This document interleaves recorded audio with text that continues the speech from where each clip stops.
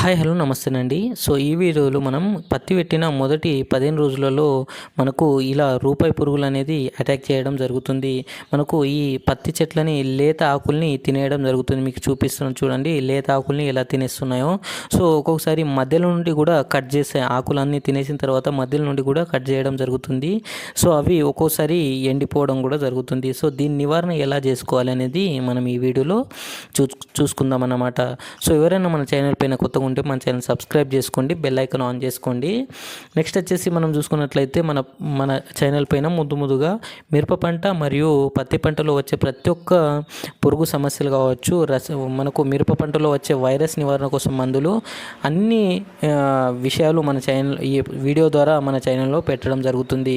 So మన channel పైన ఎవరైనా కొత్తగా ఉంటే మన ఛానల్లో ఈ వీడియోస్ కానీ నచ్చుతూ ఉంటే ఛానల్ సబ్స్క్రైబ్ చేసుకోండి, ఒక లైక్ అయితే చేయండి.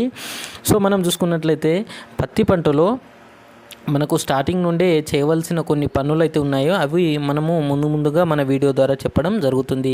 సో ఈ రూపాయి పురుగు నివారణ గురించి మనం చూసుకున్నట్లయితే మనకు మార్కెట్లో అయితే కార్బోఫ్యూరాన్ గుళికలు అనేది 3G గుళికలు అనేది మనకు దొరుకుతాయి అన్నమాట.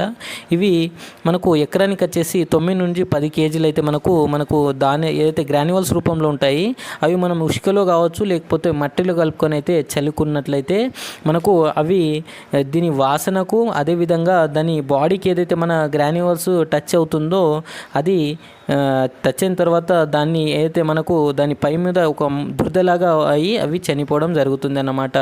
సో కార్బోఫ్యూరాన్ 3G గుళికలు మీరు చనుకున్నట్లయితే కూడా బెస్ట్ రిజల్ట్ ఉంటుంది. నెక్స్ట్ వచ్చేసి రీజెంట్ గుళికలు అనేవి మనకు దొరుకుతాయి. ఇవి కూడా గ్రాన్యువల్స్ ఫామ్లోనే ఉంటాయి. సో ఇవి కూడా మనము ఎకరానికి వచ్చేసి 5 కేజీలు చల్లుకున్నట్లయితే కూడా మనకు బెస్ట్ రిజల్ట్ అనేది ఉంటుంది అన్నమాట. సో ఈ వీడియోస్ ద్వారా మనము మన ఇతర రైతులకు కూడా ఈ సమస్యని ఎదుర్కొంటున్న రైతులకు ఈ వీడియో అయితే షేర్ చేయండి. సో ఈ వీడియో కానీ నచ్చితే ఖచ్చితంగా సబ్స్క్రైబ్ అయితే చేసుకోండి. ముందుగా పత్తి పంట, మిర్చి పంట మరియు అన్ని పంటల వివరాలు మన ఛానల్ పైన పెట్టడం జరుగుతుంది. సో వీడియో నచ్చితే ఒక లైక్ అయితే చేయండి. Thank you.